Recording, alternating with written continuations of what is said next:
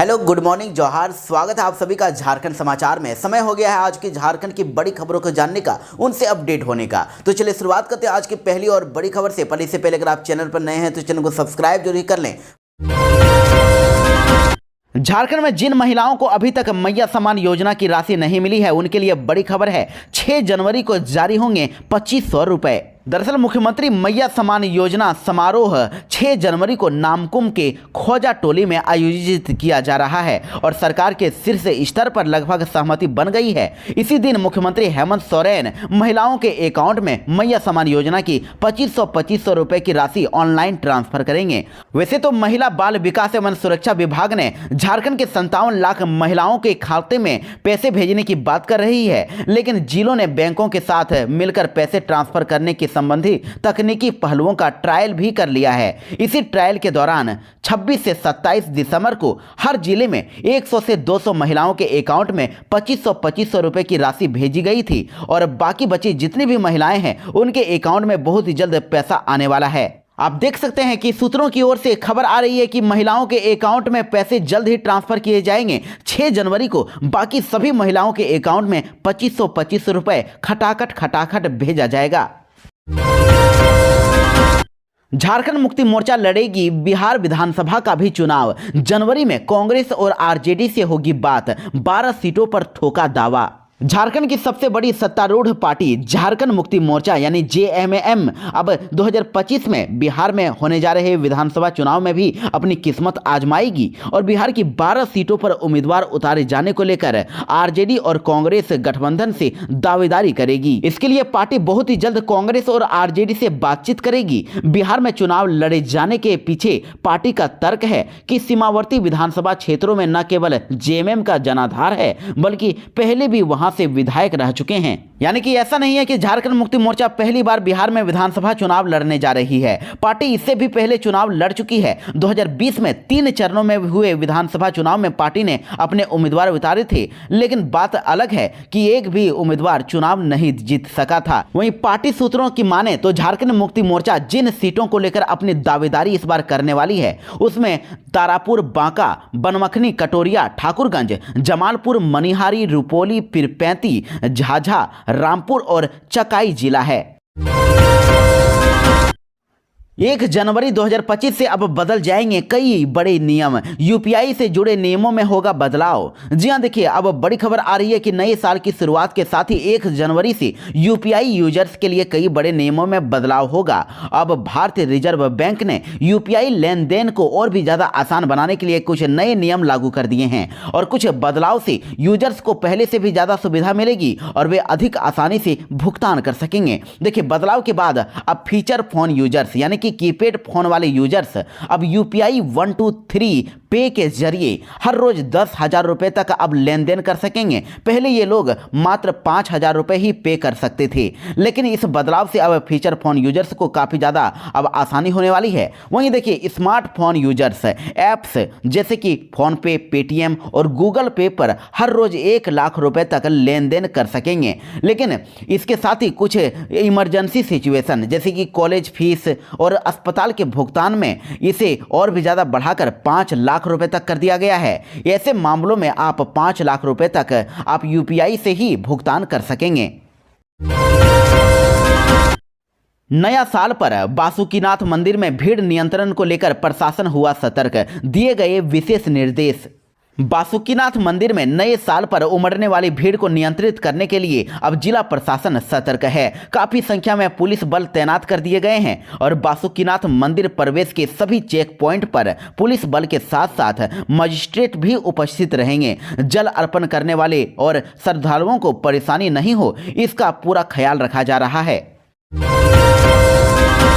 झारखंड मौसम विभाग से आई बड़ी जानकारी। नए साल के दिन बदलेगा मौसम, इन इलाकों में छाया रहेगा घना कोहरा। मौसम विभाग की ओर से आज से सुबह और शाम को घना कोहरा छाया रहने के लिए अब अलर्ट जारी कर दिया है। मौसम विभाग का कहना है कि झारखंड में अब ठंड ने एक बार फिर से अपना तेवर दिखाना शुरू कर दिया है। सुबह और शाम ठंडी हवाएं चल रही है, इसलिए आज झारखंड के उत्तरी इलाकों में घना कोहरा छाए रहने की संभावना है, लेकिन तापमान में गिरावट होगी तो ठंड भी बढ़ेगी। पश्चिमी विक्षोभ का असर भी झारखंड में फिर से दिखेगा। 5 जनवरी के बाद से मौसम का मिजाज फिर से बदल सकता है और आकाश में बादल छाए रह सकते हैं, लेकिन जनवरी के पहले हफ्ते में सुबह और शाम कोहरा छाया रहेगा। एक्शन में आए झारखंड के कल्याण मंत्री चमरा लिंडा, छात्रवृत्ति वितरण को लेकर 3 दिनों का दिया मोहलत।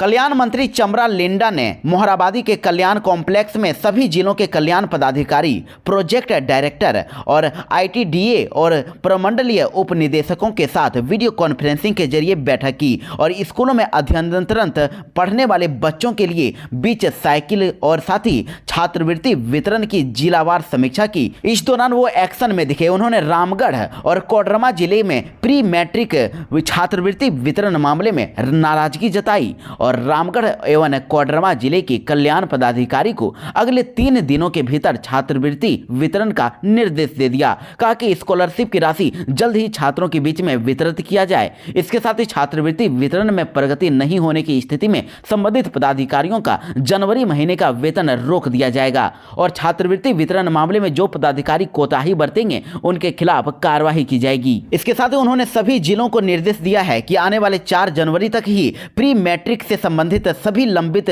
स्कॉलरशिप का भुगतान के मामले का निपटारा प्राथमिकता के साथ करें। साथ ही उन्होंने अधिकारियों को निर्देश दिया कि फरवरी 2025 तक पोस्ट मैट्रिक छात्रवृत्ति राशि वितरण के सभी मामलों को निपटाएं और छात्रवृत्ति वितरण कल्याण विभाग का एक महत्वपूर्ण कार्य है, इसलिए इसमें किसी भी प्रकार की कोताही नहीं बरतनी चाहिए। साथ ही उन्होंने साइकिल वितरण को लेकर भी बड़े आदेश जारी कर दिए हैं। उन्होंने कहा कि साइकिल योजना का उद्देश्य कक्षा 8 से ड्रॉप आउट रोकना है, इसलिए साइकिल का वितरण समय पर होना चाहिए और नामांकन के साथ ही कक्षा 8 के बच्चों को साइकिल जरूर ही मिलना चाहिए। देवघर में आज से भारी वाहनों के एंट्री पर रहेगी रोक, जाने कब तक लागू रहेगा ये नियम। नए साल के मौके पर देवघर के बैद्यनाथ मंदिर में होने वाली भीड़ को लेकर जिला पुलिस के द्वारा खास इंतजाम किए गए हैं। पुलिस उपाधीक्षक लक्ष्मण प्रसाद ने सभी पुलिसकर्मियों को बाहर के क्षेत्र से देवघर में आने वाली गाड़ियों का रूट डाइवर्ट करने का आदेश जारी कर दिया है। रूट डाइवर्ट का आदेश 1 जनवरी की रात 10 बजे तक लागू रहेगा। उसके बाद फिर सभी गाड़ी वाहनों को अब पहले जैसे सामान्य रूट दे दिए जाएंगे।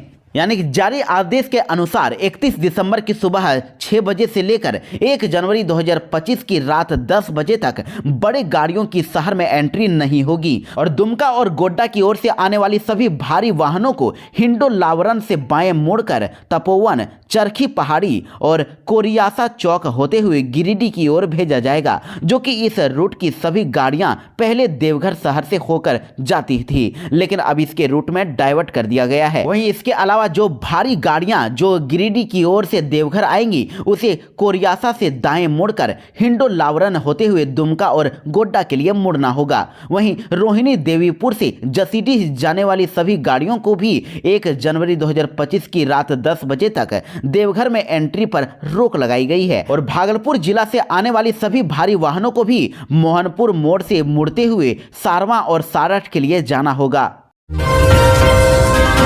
झारखंड में जल्द ही लागू हो सकती है पेशा नियमावली, कैबिनेट में भेजने की चल रही है तैयारी। झारखंड में पेशा नियमावली बहुत ही जल्द लागू हो सकती है। जानकारी के अनुसार अब इसे कैबिनेट में भेजने की तैयारी चल रही है और पंचायती राज विभाग के निदेशक निशा उरांव ने इसकी जानकारी दी है। निशा उरांव ने कहा कि साल 2017 में पेशा कानून पर उच्च न्यायालय और सर्वोच्च न्यायालय में पेशा कानून के विषय पर सरकार के पक्ष में अपना फैसला दे चुकी है, जिसके बाद अब इसे लागू करने की तैयारी चल रही है। लेकिन कुछ खास लोगों ने इसे कानून को लेकर लोगों को दिग्भ्रमित किया है, जिसके कारण इसे लागू नहीं किया जा सका और अदालत ने पंचायती राज अधिनियम को पेशा क्षेत्र के लिए अनुकूल माना है, जो पेशा 1996 के तहत भी अनुकूल है। इसलिए पेशा नियमावली को अब राज्य अधिनियम के तहत गठित करने का प्रस्ताव है और इधर हाईकोर्ट ने भी पेशा कानून को 2 महीने के अंदर लागू करने का आदेश दे दिया है। झारखंड में गोभी की कीमत हुई 2 रुपए किलो। निराश किसान ने ट्रैक्टर से फसल को रौंदा। किसान दिन रात कड़ी मेहनत करके अपने खेतों में फसल करते हैं, लेकिन किसानों को उनकी कड़ी मेहनत का लागत मूल्य भी नहीं मिल पा रहा है, जिससे किसान नाराज हैं, निराश हैं। देखिए, ग्रामीण इलाकों में बाजारों में अभी फूलगोभी और पत्ता गोभी 2 रुपए किलो बिक रहा है, वहीं शहरी इलाकों में गोभी 10 रुपए किलो बिक रहा है। इसलिए अब किसान अपने खेतों पर ट्रैक्टर चलाने के लिए विवश हो गए हैं। देखिए, सोमवार को रामगढ़ जिले से बड़ी खबर आई कि चित्रपुर प्रखंड क्षेत्र के की पोना गांव के किसान राधेश्याम महतो ने अपनी 1 एकड़ में जमीन में लगी हुई पत्ता गोभी की फसल को ट्रैक्टर चलाकर रौंद दिया, क्योंकि उसको अपनी मेहनत का पैसा नहीं मिल पाया, उस तरह से लागत मूल्य नहीं मिल पाया। और इसी तरह देखिए, 2 दिन पहले गोला से भी खबर आई थी। गोला में भी किसान ने इसी तरह फूलगोभी की तैयार फसल पर ट्रैक्टर चला दिया था। किसानों का कहना है कि खेत से तोड़कर फसल को बाजार तक लाने में जो खर्च आ रहा है, उसकी कीमत भी उन्हें नहीं मिल रही है। बाजार में 2 से 5 रुपए किलो में गोभी बिक रहा है। कुछ किसानों ने तो कहा कि कर्जा लेकर खेती किए थे और नुकसान होने के कारण अब साहूकारों को अब सूद भी देना पड़ेगा, यानी कि काफी ज्यादा नुकसान हो गया है।